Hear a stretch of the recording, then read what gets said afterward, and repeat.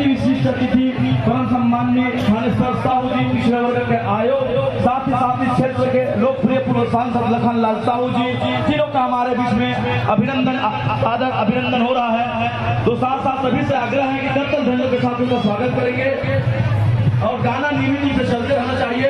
और जो बैठक व्यवस्था है मंचासन अतिथियों का सभी के लिए सीट निर्धारित किया गया है, तो उस लक्ष्य है उनकी भी गरिमामय उपस्थिति हुई है। साथ ही साथ में इस बिलासपुर लोकसभा क्षेत्र के पूर्व सांसद सम्माननीय लखन साहू जी स्थान जहाँ तय हुआ है वही सब सम्मान बैठे और बैठक व्यवस्था में सहयोग प्रदान करें।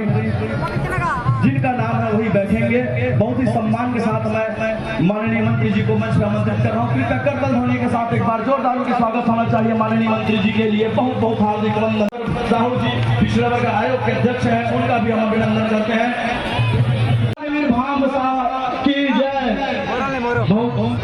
अब मैं आरू साहू जी से निवेदन करूंगा कि रात के गीत के लिए आप मंच पर आ जाएंगे और समस्त मंचासीन अतिथियों से विनम्र प्रार्थना निवेदन है कि आप लोग अपने यथा स्थान पे खड़े हो जाएंगे। साथ ही साथ सभी लोग अनुरोध है कि अपने अपने स्थान पे खड़े हो जाएंगे राष्ट्रीय गीत के लिए।